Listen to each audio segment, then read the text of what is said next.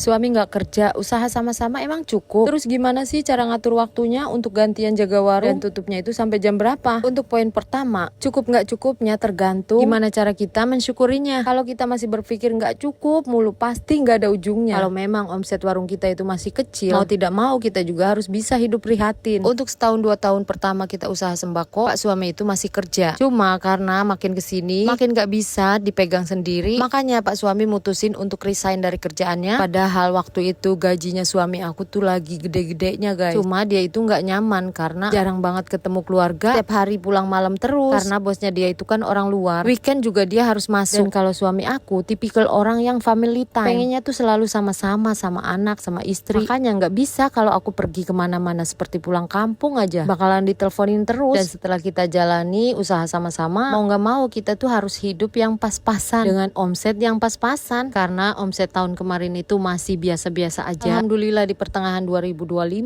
sampai 2026 grafik omset di warung aku itu lumayan naik. Pelanggan juga makin bertambah. Walaupun pelanggan kita itu tidak hanya pedagang saja. Dari semua kalangan, pedagang, ibu rumah tangga, pekerja, anak-anak dan Gen Z juga. Karena kita menyediakan berbagai macam varian produk. Tidak hanya barang-barang sembako saja. Untuk agen pembayaran juga lancar. Pokoknya aku bersyukur banget udah bisa melewati masa-masa sulit di saat kita belum punya pelanggan. Untuk waktu gantian jaga warungnya, aku jagain dari pagi sampai jam 12 siang. Setelah itu Pak suami yang jagain sampai sore. Nah gantian lagi di saat setelah maghrib aku jaga warung lagi sampai jam 10 malam. Dan suami balik lagi jaga warung lagi dari jam 10 malam sampai larut malam. Karena untuk sekarang ini kita tutupnya itu jam 1, kadang-kadang jam 2. Serapihnya Pak suami aja di saat closingan. Cuma untuk omset aku hitungnya itu di saat jam 10 malam setelah aku selesai jaga warung. Begitu loh teman-teman.